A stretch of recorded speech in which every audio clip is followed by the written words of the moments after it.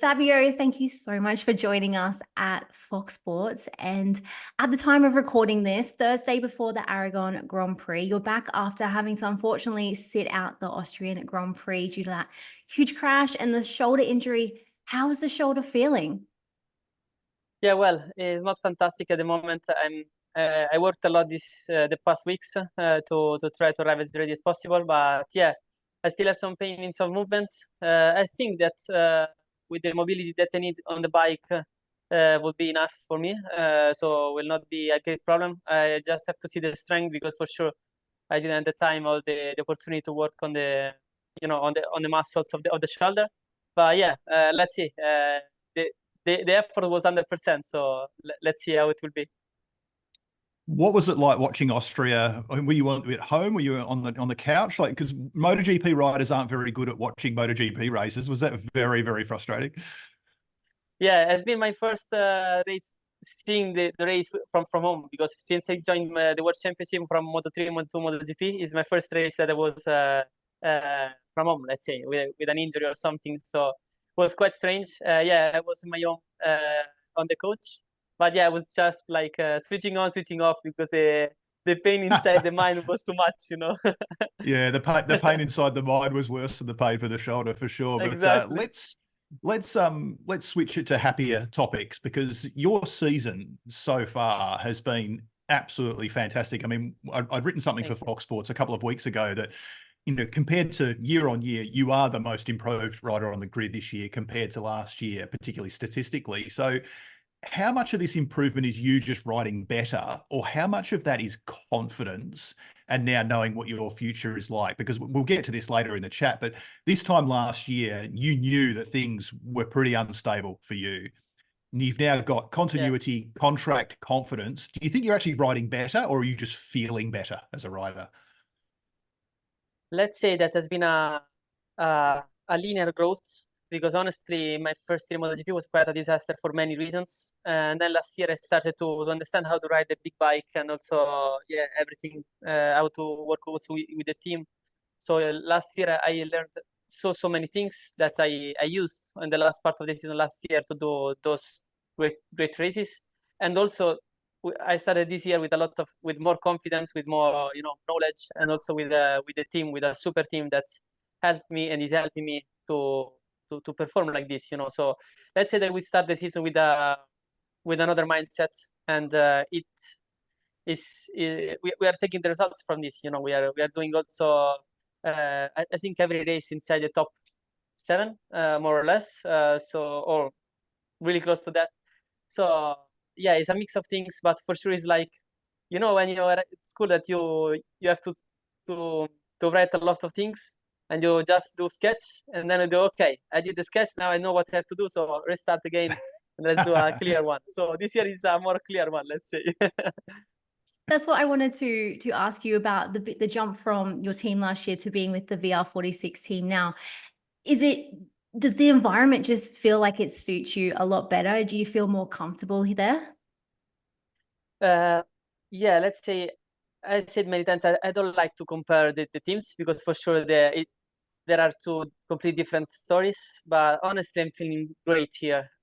Feeling really good. Let's say the approach of racing, the approach of the work, the approach of everything, also the events or whatever, is it's really it suits me so good. It's really close to what I think about the sport and how we have to approach of racing. So let's say that we are really completing each other, me and the team. So this year everything is more easy, the energy is different, and also this team is just fantastic. I always say that this team was a factory team without a factory bike, but now we have also a factory bike for next year. So it will be super cool next year to have this super team trying to bring it on top. Yeah, a factory bike and a factory rider. Let's not downplay that. But I did want to go back to what we talked about before with last year, because you did those final 6 rounds last year without a job. And then from that, I mean, you have the best 6 rounds of your entire career. And of course, a huge part of that was Australia. Your first Yeah. MotoGP podium, you're 4/10 off the win. It was an absolutely crazy last lap. There was so much going on that weekend, mostly because we were racing on a Saturday as well. So the whole thing was completely bizarre. you finally get through the podium. I mean, you were good in Indonesia the previous round, but just missed. But to finally get on that MotoGP podium and with everything else going on, how was that for you? Because I know you love that place and you've got an affinity with some Australians that we'll talk about in the future. But take us back to Phillip Island last year, because that was pretty crazy. Yeah, let's say that last year was tough for me because I was improving, I was growing, and the speed was coming. But in the middle part of the championship was like in every weekend was happening something that for me was not possible to show my real speed, my real potential. So I was doing crashes, so bad results, but the speed were there. So we were not able to show the speed. And then we started to, we did Indonesia. That was the first the first moment that we see the light at the end of the tunnel. And from that, everything just turns out good. So in Phillip Island, we did a really good practices. The bike was really good, and I love that place. Honestly, that track I think, is the most crazy track that we do in the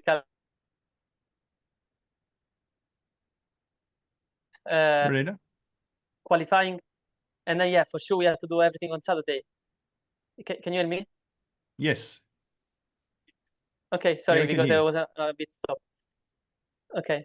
Yeah, so on Saturday, for sure, we had to do the race, and I was feeling good, but for sure, I haven't done a podium yet at that time. So it was tough. But then when I started the race, I was feeling comfortable again. I was feeling strong, and I said, okay, today is the day we have to make it. So I just went fully attack mode, and we did a fantastic race. It was huge. Also, the night after was quite crazy because we had to celebrate a little bit. And also the thing that on Sunday we didn't have done the sprint was a help for me because I was still struggling with the Saturday night things. Oh, I love that so much. I think that one of the cool things when I was like doing some research on you, Fabio, is you just seem like such a really cool guy. But there's one thing that I have to tell you. So my teammate here, Matt, he wrote this incredible story about you, and I want to hear this straight from you. Can you tell us and all the Australian fans, what does the number 21 mean to you? You say you give me goosebumps already because my idol since ever has always been Troy Bayliss, and I met him when I was a little kid. And also there is a little story behind that I was honestly I forgot it, but my father said to me like a few weeks ago, and he reminded me this. I won the Italian Championship and the European Championship in 2008 with the pocket bikes. And my father said to me, okay, which is your gift? What do you want to celebrate this? And I said, okay, I want to see Troy Bayliss' last race in Portimao. So we went to see the Superbike race, and we had the opportunity to go inside the garage. And I bring my poster with the pocket bike, writing, don't worry, Troy, to bring on top the number 21 is me. Don't worry, I'll do it for you. So I give the poster to him that I was like 10 years old. So it was a really funny story, and yeah, it means a lot. It's about why I start to love the sport, and also I always admire him as a character, as also a person outside the garage. So yeah, Troy is Troy. Yeah, I love that as well, and I also like the fact that you're a kid, you're a kid born in Rome, and you're growing up, and your idol is an Australian guy like Troy Bayliss. It's such a cool story. But hey, I do want to ask you, because we've been talking about the GP24 and the GP23 this season. You're now not going to ride the GP24 because you go straight to a 25 for next season, but other than yourself and Marc Marquez are having the best fortunes on the 23 this season, we keep hearing that the GP24 seems like it's a massive step on the 23. Yeah. So from your perspective, from what you can see and the data that you know, explain to our listeners why the 24 seems to have the advantage over 23. Because last year you won a race on the 22, Bez won 3 races on the 22. This year it seems like there's a bigger gap. So how do you explain that? I would say that because I hear also a lot of interviews from my colleagues on the 24 bikes that they say that the difference is not that big, but I think that this year, with also the update of the new tire on the rear, this difference has been bigger than how that they feel, let's say, because from our point of view, the 23 bike is a bike that has a lot of edge grip, and you know, you can use this edge grip when you don't have the grip on the tires. But this year with the new spec of the tires, we have already a lot of grip on the rear. So with the also with the super grip that we have with the bike just doesn't stop. Let's say it pushes a lot the front, and it's super difficult to make tight lines. And when you are behind a 24 bike, you just do the lines 1 or 2 meters wider than them. So at the end of the lap is that 1, 2, 3 tenths that you lose. And at the end of the race, the gap is massive, especially because to ride that tight, you have to use more the rear tire. So at the end of the race, you have used much more the rear tire. So also there, the gap is bigger. If you see the races, if you analyze it, till mid-race, we are not that far. But then when you start to play with used tires, we use more the tire to be in that rhythm. So at the end of the race, the gap is bigger, getting bigger. So that is the main thing is really difficult with the 23 bike to follow the 24 bikes, especially with Ducati and Ducati, but also with the other manufacturers. Is for sure they made steps. So it's tough. It's a bit tough. Last year everything was much closer. And also I want to add that in Valencia last year that we tried this bike with the older spec of the tires. This bike was just fantastic, and we didn't have this feeling. This bike was just amazing. But then with the new spec, it changed quite the game, you know. And when you have the old bike, you cannot do anything. Fabio, just before we let you go, heading into Aragon, we know you have the shoulder injury and everything, but you said you're feeling okay. With the new resurfacing on the track and not having been here since 2022, how are you and the team feeling going into this weekend? Well, let's say that if we hadn't this little injury, I think it could be a great opportunity for me, because at the end in Aragon, I always done really good races. I did podiums in Moto3, Moto2. So I was really looking forward to right here with this team, with the MotoGP again. But yeah, now honestly it's a test, let's say, because the shoulder is okay on the live things, but on the bike I hadn't the opportunity to try. So honestly, I don't know. We have to see. We will be really a test to understand my condition. We'll see. I think it will be really a race where we just have to make it. We have to retake the rhythm and to prepare well Misano. At the end, it's a pity, but it's what it is at the moment.